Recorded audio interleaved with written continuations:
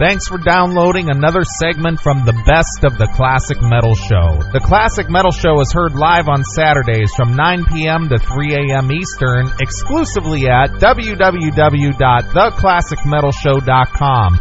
And now here's another piece of Classic Metal Show history on the Best of the Classic Metal Show. The Classic Metal Show.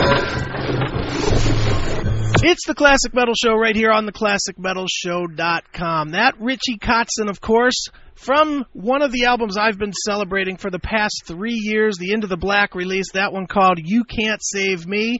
And on the phone, the one and only guitar superhero himself, Richie Kotzen. Richie, how you doing, man? I'm doing great. Thanks for having me on your show. Well, dude, first of all, man, I'm going to start with a misconception because I want you to just set the record straight for everybody that just doesn't get what you do. Everybody out there seems to think you are this guitar virtuoso guy and you're in the same vein as like a Satriani or a Steve Vai type. And, you know, to me, anybody that's ever heard any of your records would definitely know that that's not the case. But I'd like for you to set the record straight that you are a songwriter, not a noodler. True or not? Well, I mean, you know, I don't really know the perception other than the perception of the people that are buying my music. So I'm in a position where I've been touring the world now consistently for the last 4 or 5 years off of my solo records, and the people that come to my shows know my music, they know the lyrics to my songs, they sing along with me, and we all celebrate the music together. So at least as it relates to people that are aware of who I am and who actually listen to my records, there's no mystery as to what it is that I do. On the other hand, I think people that might have heard my name, that know a little bit about the guitar scene, you know, may kind of put me into the category of the other guys that you mentioned. But like I said, anyone that's buying, you know, a Richie Kotzen record that's been made, you know, in the last 10 years knows what it is that I do and what I'm about. Well, Richie, obviously, you know, you came into most people's line of sight when you were in Poison, and you know, and you did the Native Tongue record, and obviously you went from there to Mr. Big. And I think something that is always overlooked when people talk about you, you know, certainly they do talk about the guitar playing, but they overlook the fact that you wrote several hits, and I mean fairly large hits for both of those bands. Well, you know, part of what got me the gig with both bands was that, you know, they needed someone that was a writer, and I know a big part of why I got the Poison gig had to do with the song that I wrote called Stand. And there was actually another one called Fire and Ice, and I had played those two songs at the audition for those guys, and that kind of, you know, got them excited, and we realized that we could work together and write together. So I think that was sort of what made that all make sense for both of us. I mean, I wasn't really up for being a side guy and just kind of playing other people's songs. So, you know, I almost had to be involved on that kind of level. Otherwise, I probably wouldn't have done it. Now, Richie, with your solo stuff, obviously you've put out, you know, oodles of solo releases to date, and it really seems to me like you kind of caught your groove, so to speak, in like 2003 with the Change record. You know, I mean, I'm certainly not discounting the stuff that you did all the way back to the 80s, but it just really seems like since that record, it's really when you sort of found the direction that you've stayed with since. Does that sound close to true to you? Yeah, I think, you know, that record represents a lot of stuff. You know, I mean, I kind of look at my first real record, even though my first record came out in 1989, and it was an instrumental record, and obviously that doesn't really correlate with you know, what I've sort of evolved into. But in some ways, I think my first real record is the record I did in '94 called Motherhood's Family Reunion. I think it was the first time I really felt confident with everything that I was doing, you know, including the songs and everything else. I think the 3 records before that, I was sort of kind of trying to find my direction and get comfortable. But the thing about the Change record that's kind of interesting is that that record came out shortly after I left Mr. Big, and I kind of really realized that I really wanted to be doing my own thing, and I got opportunities to tour after I made that record, and from there I kind of was able to keep, going back to certain territories like South America and places in Europe and Japan, of course. And so, I guess from there I haven't really kind of looked back, just kind of keep making the records and writing, and I'm real happy to be doing what I'm doing. Now, Richie, with Into the Black, which came out in 2006, that record to me came out at probably the perfect time, musically, because it came out roughly the same time that Audio Slave was hitting, and of course a lot of people have compared your voice to Chris Cornell. Have you found any correlation between that sort of a fan base? Not so much, because I think what those guys do is a lot more alternative sounding.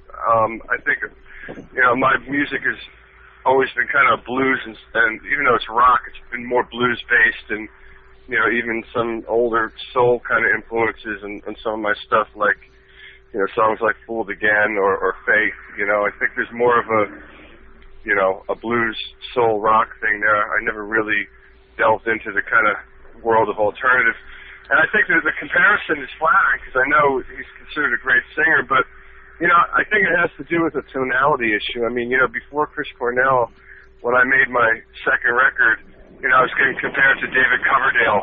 Okay. And, and then there's, at one point I was being compared to Ronnie James Dio. I mean, it's like all over the map. And I think what happens is, there's not a lot of guys that sing the way I sing and get the kind of tone that I get in that range. I just have a natural rasp to my voice when I get up above, a G or F sharp or a G, and it's just the way my voice sounds. And I think that certain guys have that tone, but not a lot of them. And obviously Cornell's one of them, but it's just I think it's a tonal issue, not so much a style issue. Do you think that you get enough credit for your voice? I mean, everybody, when they say Richie Kotzen, the first thing they're thinking is six strings. They're not thinking vocals. Do you think you get enough credit for your voice? I really, it's going to sound kind of, I don't know how this is going to sound, but I really don't care about getting credit for anything. Okay. I mean, I've learned a long time ago that if you're really, truly making music for the love of music, you can't really worry or concern yourself with what people think. I mean, it's nice to hear people say good things about you, and I hear just as many comments on my voice as I do my guitar playing. There's some people that like my voice better than my guitar playing, some people that don't like my voice at all, but none of that really kind of makes it a difference, because the thing is for a music maker, you have to be making music because you have to do it. It's in your soul, it's in your blood, it's instinctively what you do. If you're making music for the sake of getting a reaction or impressing people or getting people to talk about you, you're going to be disappointed. It's not, you're missing the whole point. And so when I go in the studio, I don't write a song unless I have an idea, unless I'm inspired, and unless I'm forced in, and it comes in spurts. It's like I'll put a record out when I think I have 10 really good songs that belong together on a record, and I never try to force anything, and I never try to worry about, well, does this sound like that, or am I fitting into this thing or that thing, because I've never been a mainstream artist, and I've never had those pressures. I've been lucky enough to make my existence, solely on being a musician, which is kind of like, a miracle in itself, but you can't really worry about, recognition or what people really think, because it'll just kill your art. Well, Richie, obviously, you mentioned Brazil a little bit earlier. You have a new record out live in São Paulo. What made you decide to record São Paulo versus, I don't know, L.A.? Well, it's a matter of opportunity. And, when I did my South American tour, the promoter had said, we're going to do 2 recordings if you give us a permission. We're going to record one show in Argentina and one show in Sao Paulo. We're going to have some people come in with a Pro Tools rig and do it the right way, and we're going to have a couple of cameras set up. And if you like it, you can use it and make a live product. If you don't like it, just throw it away.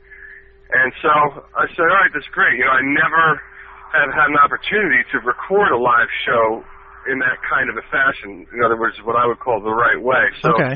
to answer the question why it's not Los Angeles, because I just never had the opportunity to do that here. So I never actually got the footage from Argentina. I don't even know what ever happened to it, but the Brazil footage they gave to me, and when I started listening to it, I was kind of thinking, wow, this was really a good show. I mean, not only was I lucky enough to get this show recorded in a professional way, I was even luckier that we were inspired. It was the last night of the tour after we had played about 8 shows, and we were really feeling it, and we captured all that magic on the CD. So I really got lucky, and for me, it's the most important record so far that I've ever made, because I think this record really, really shows people what it is that I'm about and who I am and what I do. So to go back to your earlier question, people that wonder, well, who is Richie? What does he do? This would be the record to buy, because there's no overdubs, there's no production value whatsoever other than the performance and the choices that we made while we were playing the song. So it doesn't get any more real than this record. I want to isolate in on one song in particular that just comes off as just about as soulful as anything that I've heard of your catalog. Now, I admit I haven't heard all of it, but, I've heard 5 or 6 of the albums now, and the song, what is the song? Remember, just is, woo, it's some heartfelt stuff there, man. Thanks.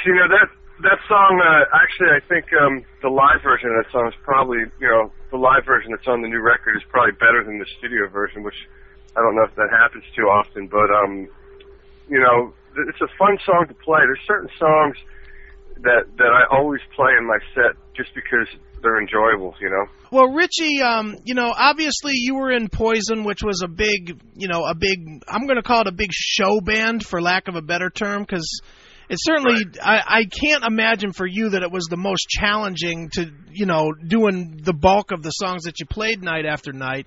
But then you were also in Mr. Big, and obviously Paul Gilbert, an exceptional guitar player, so mimicking what he was doing, probably far different than mimicking what C.C. DeVille had done. But with Poison, it was so image-driven. Which one was tougher for you personally to be in? To be in Poison, where it was an image thing, or to be in Mr. Big, where it was more about the playing? Well, I preferred being in Poison over Mr. Big. I think that Poison's energy and their image and their excitement, and the fact that they were a real band, was more appealing to me. And when I say a real band, I mean they were a band that grew up. They were kids. They were young guys. They created a sound. They created a whole genre, pretty much, in my opinion. Glam metal was never as big as it was until Poison came on the scene. They blew it up. Okay. And so, to me, Poison is an iconic rock band, whereas Mr. Big is a band of great musicians that were just kind of handpicked and thrown together in a room. And I think when you do that, you don't necessarily get chemistry, you get conflict. And, as much as I love the individuals of Mr. Big, there was a lot of conflict in the band, a lot of cooks and no chef, or whatever that expression is. And right. It just basically, it wasn't a fun experience for me. And I think that as songwriters, I think there was a certain thing that Bret Michaels hit on when you look at songs like Something to Believe in and Every Rose Has its Thorn, even though some people, like to talk shit on them, those are songs that were, great songs that affected a lot of people. So I think if I was going to pick, it would probably be Poison. I probably think I was a better match for that. But Mr. Big was fun too. And as far as the guitar playing thing, like I said earlier, I was coming in there to write a new chapter with both bands. So, I never really looked at it like I got to cop, this other guy's routine. Even though live I had to do things like, there were parts that, especially like you said, that were more challenging for Mr. Big, as a guitar player.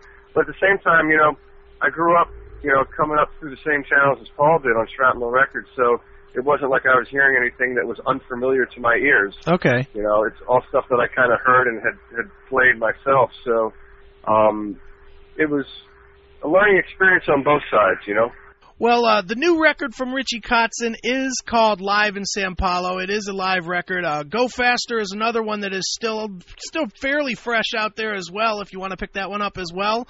And, Richie, what am I missing that you want people to know about your career or about Live in Sao Paulo or anything, really? Well, no, I think, man, I want to say again, thanks for having me on. I really appreciate it. Sure. And I'm just happy to have the opportunity to finally release a live record that's actually something that I can say that I'm proud of, from start to finish, and just hopefully people will enjoy the record as much as I enjoy playing the show. All right, well, Richie, as a tradition on the Classic Metal Show, we always let the artist pick a closing track and maybe tell us a quick story about it. So what would you like us to end with? All right, well, we'll pick something off the new record. It's called Remember, okay. And basically, it's one of those kind of moving on love songs, tearjerker, and not much I can say about it other than check it out. Here it is. All right, well, here we go. It is Remember. It's Richie Kotzen right here on your Classic Metal Show. Thanks for checking out the Best of the Classic Metal Show. You can tune into the Classic Metal Show live every Saturday night from 9 p.m. to 3 a.m. Eastern, exclusively at www.theclassicmetalshow.com.